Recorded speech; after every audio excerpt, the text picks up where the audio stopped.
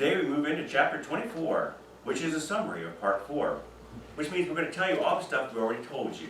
But hopefully we'll say it in a different way, in a more enlightened way, and so that you can really attach yourself to it. I was talking this week to somebody about the Jewish concept of tikkun olam. And I think it's something that I always get back to since I talked to a friend of mine a long time ago who was Jewish, and he told me about this concept. But what a fascinating concept. It's the idea that God is all that is. And since God is all there is no other. And since God is the essence of all that is, which is all love, all peace, all beauty, all prosperity, all good, it would seem that God would want to share that with someone else or something else. The problem is that God is all that is, and there is no other. So there is no other for God to share it with. So God decided to create another. So he decided to create a vessel to put all the love and all the power and all the blessings and all the things in there so that he actually could give and receive back and forth. Well, the vessel that God created could not hold infinity, as if anything could hold infinity. So therefore, collapsed into innumerable shards. And it has been the responsibility of man since that time to put all the shards back together again, to make meaning of it all, to understand what it's all about, to find out how we fit into the web of life. So that has been our responsibility. That's a very strong Jewish concept of figuring how they fit into the world and what is their place in the world and how we put it all back together again. Ernest Holmes says, "The mind of man is as infinite as is man's capacity to understand his true relationship to God or Spirit." That's really what it's all about. Who are we in that vast scheme of all that is, and how do we fit into it, and how do we make sense of it all? The mind of man is as infinite as is man's capacity to understand his true relationship to God or Spirit. So are you a big part or a small part? To me, it's like putting together a big puzzle. And the idea of tikkun olam is that all the pieces, or trying to put all the pieces to figure out how the jigsaw puzzle all fits together. And so you come down to getting almost all the pieces together, and you notice, do you ever have a puzzle where there's one piece missing? And you figure out, well, where's that one piece? I can't find that one piece. Do you ever think about maybe you are the one piece? Maybe you need to fit yourself into that one little spot, and then everything is going to come into perspective. You're going to understand the entire nature of all that is. Maybe you're just one little thread, one little knot in the tapestry of life. But that one little thread, that one little knot, is what's missing to bring it all together. Do you see yourself as that? Can you relate to yourself in terms of relating to the essence of all that is, and how you fit into that picture, that tapestry, that essence of all that is? You know where you fit. Ernest Holmes says, "The law of mind is not selective. That is, it is receptive without caring what it receives. It is creative without caring what it creates. It knows how to do without consciously knowing what it is doing. It seems strange that the first thing to realize is that there could be such a law in the universe, but on second thought we find that all natural laws are of a like character. No natural law is ever selective of itself." Meaning, God doesn't tell us where to fit into the picture. God doesn't tell us what's our responsibility in the whole thing. It's for us to figure it out. Now it says that the law doesn't care what it receives. It doesn't care what it's creating. Does that mean that God doesn't care? Well, not necessarily. Gravity doesn't choose which objects to attract. It's a natural law. Gravity doesn't decide which things it's going to pull and which it's not. That's why it's fun to drop objects from high places. Do you remember the David Letterman show? And he used to go on top of a building and drop objects off a high building and watch them smash on the concrete below. He would drop televisions and watermelons and jars of pickles and refrigerators and so on, and see what happened when they hit the ground. Bags of marbles, and see what happened when they hit the ground? There's actually a 4th of July celebration in Alaska where they drive cars off a cliff. And not just cars, they drive RVs, campers, buses, semi-trucks, and the people watch what happens as they fly through the air and then hit the ground. Gravity doesn't care what's flying through the air. It's going to bring it down and it's going to hit. And it's going to be a fascinating show when it actually does. Light doesn't choose what or where it illumines. Rain falls on the just and the unjust. Cosmic law doesn't select where or how it acts. It just does. And we're thankful that it does. It's the Father's good pleasure to give us the kingdom, that the Bible says. It is God's job as Spirit to be the source of our good. It is the law's job to bring about that gift, and it is the job of form, which is us, by the way. It is our job to co-create and to give meaning to the co-creation, to give meaning to it all. Spirit is the source. Law is the process. Form is the realization and point of relationship, where it all makes sense. Remember, Ernest Holmes said, the mind of man is as infinite as is man's capacity to understand his true relationship to God or Spirit.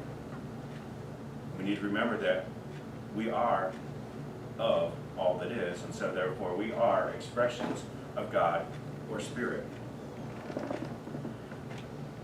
Here we find another job of ours as form, to take responsibility and learn to use the law effectively and responsibly, to make the expression of God known in the world, to be that expression to the fullest of our capacity, to deepen our understanding so the gift is received to the fullest of our ability. That's what I believe we're here for, to be God showing up as man in the world. Holmes says the mind of man is the mind of God in man, meaning there is only one mind, and both God and we share it.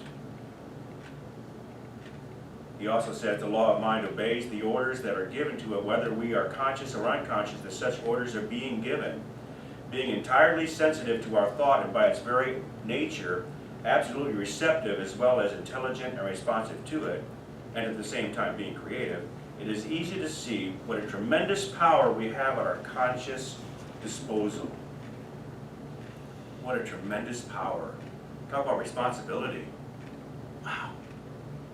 The full nature of all that God is in our conscious and unconscious thoughts materializing in the world around us.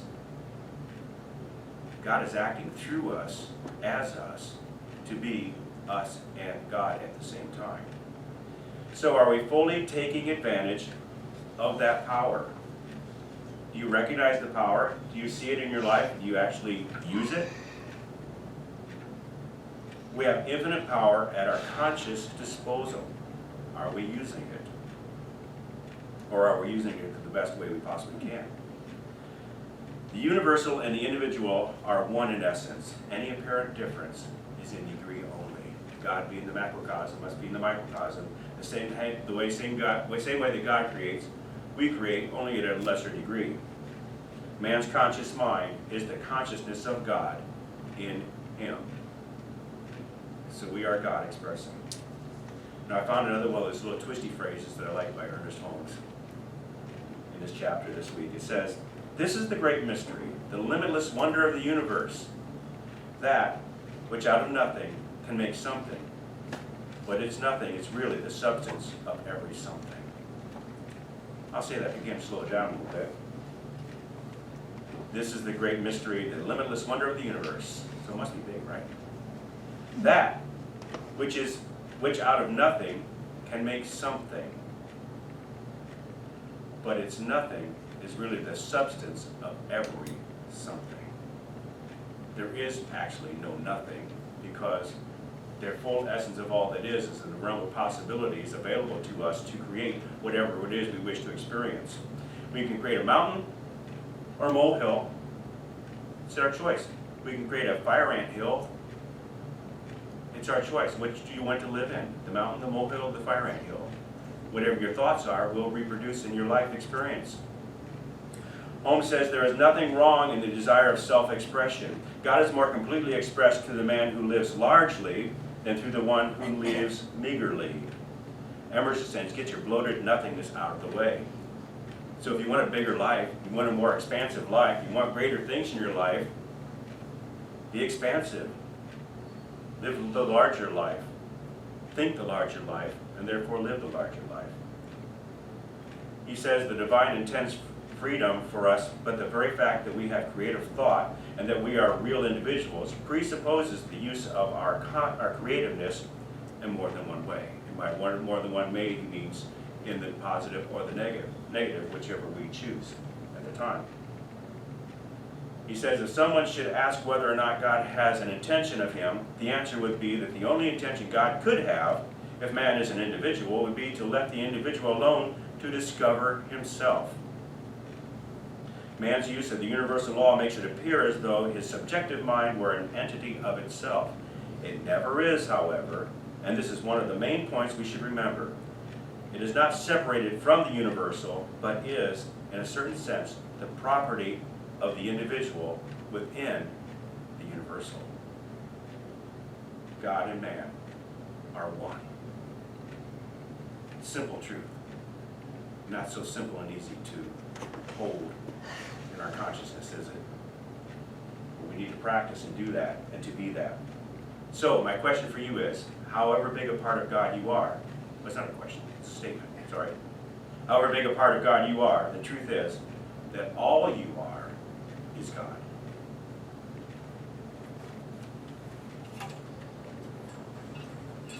True that, mister. True that. Thank you.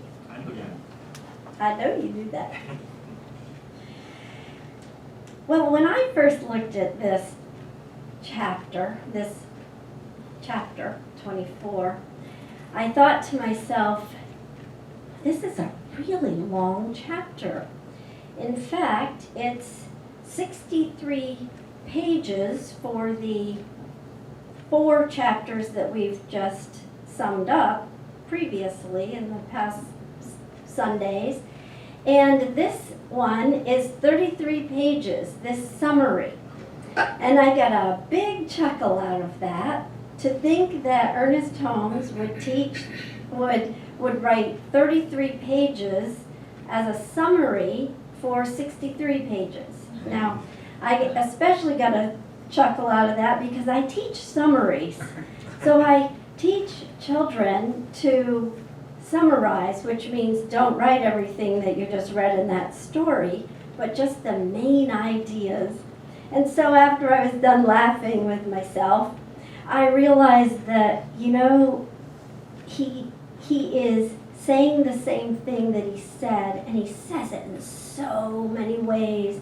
And I actually got a new appreciation of the wonder of this man, the magnificent intelligence that he had to listen and read so many people and pull that all together and come up with this fabulous teaching called The Science of Mind.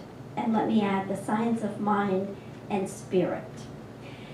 On the front of the book it says it's a philosophy of faith, and my favorite words, a way of life, a way of living. It's a masterful work of art, and I encourage everyone to read it and read it over and over and over, because every time we get something new out of it. Ernest Holmes is describing in multiple ways how life works, how God exists, and how we are, how we live, what we are. I loved what Frank shared today, and it connects to something that Reverend Dr. Michael Beckwith shared in a talk one time, and it is this. There is a code that's extremely important. The willingness to be alone, happy, and in love with your soul work. If you can't be alone and happy, you will place a burden on your external relationships for them to make you happy. They can't give you what only God can give you, what God has already given you. Aren't those beautiful words? I think every young person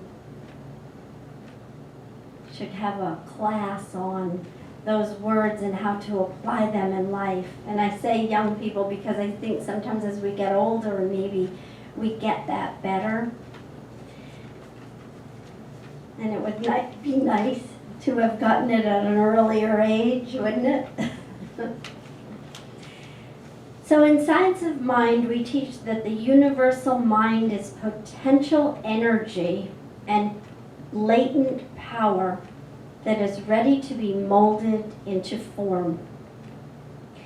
Potential energy, I also teach that in 5th grade, potential energy, and so the idea that came to me was the idea of riding a roller coaster, because I am looking at how we apply this thing called life in a greater way to attract to ourselves and experience all of our desires, not just some of them, but all of them.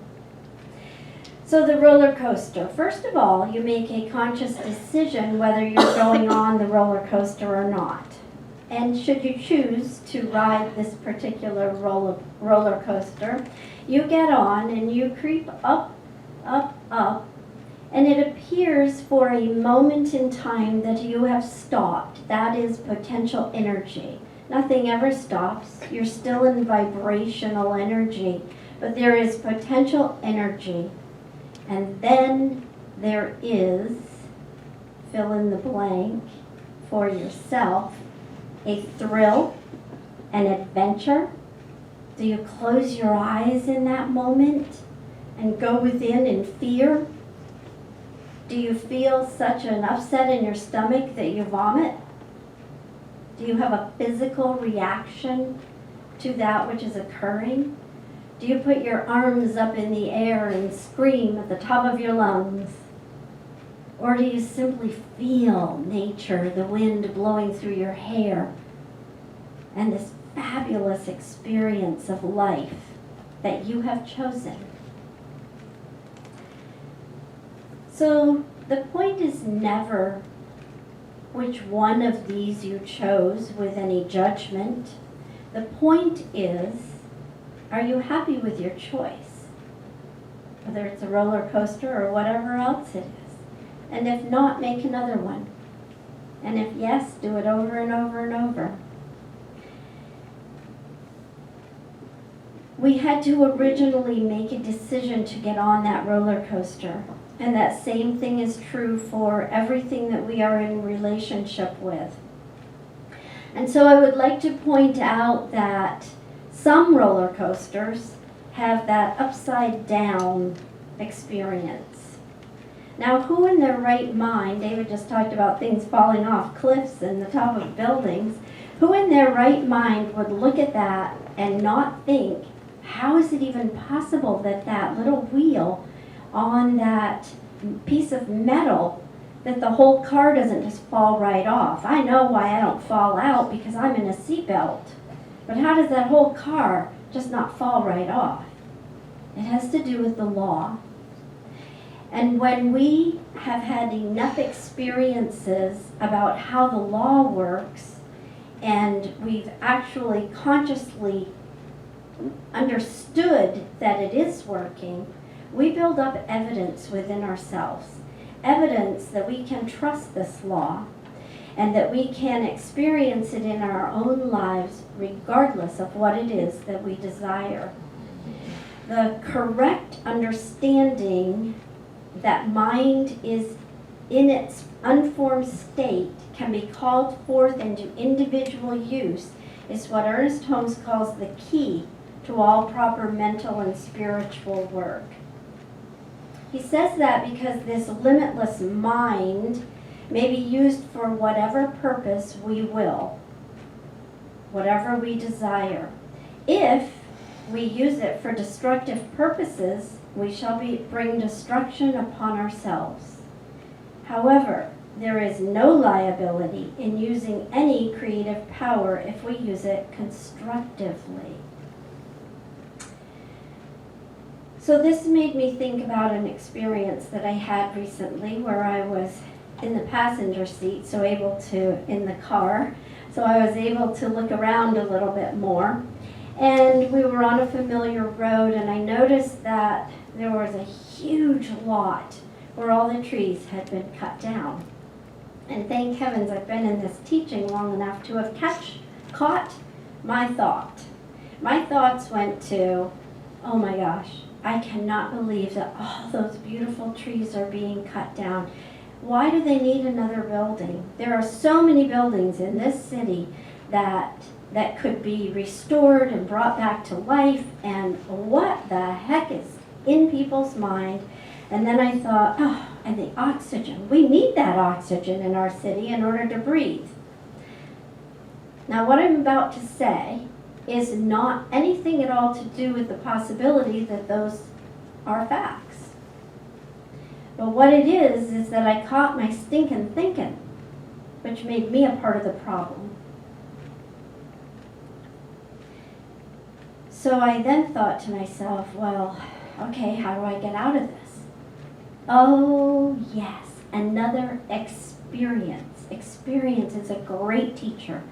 I remember riding in an airplane one time, and as we were going up, I was looking down, and I was noticing how many trees there were, how many forests, how many lakes, so many more than I can see as I drive down a road and look at the two sides of me. And there were way many trees in Florida and forests than there were cities. In fact, I remember that I had begun to realize that the cities were very small compared to the way I perceive them as I drive around them, and it takes me 20, 30 minutes just to get to the doctor's office. So that is the mindset I want to hold. The mindset, when I see something, I can get active in it. There is actually a great movie called Spirit Bear, if you like movies. We did show it here years ago, in which a young man named Simon in Canada, who was a teenager, took on the big lumbering companies, and he got laws changed. And so the question becomes, is that for me? What is mine to do? And if it is not for you to take on the laws, it is still for you to pray, to hold a consciousness of good, and to decide if there is something that you want to do, something more that you want to do. There are so many examples in this wonderful life experiences that we have, in unlimited possibilities for the answer to the questions. In my train of thought, I came to the idea of thinking back 100 years and thinking to myself, this is my perception in this moment as I drive down the road and see those trees gone. And as I look from the airplane and see, oh, there are a lot of trees, way more trees than buildings and cities. As I do that, those are my perceptions based on my experiences and based on the time that I live in. 100 years ago, things were very different. Women, we could not vote 100 years ago. Well, we were starting to be able to. Times have changed. And what will it be like in 100 years from now? I don't know. And I don't think you do either. But what we do know is that there's one life, God life. And there is a universal mind which we can use for good. Ernest Holmes writes that the best use of mind is specific mental attention and complete mental acceptance. When you have a desire, know it in its fullness. Know it absolutely playing itself out as you want it. He says, and I paraphrase, do not dream, state. Do not hope, accept. Do not pray. Announce. Believe it has already happened. Make known your desire into the universal mind, and then release it and know that it must take form.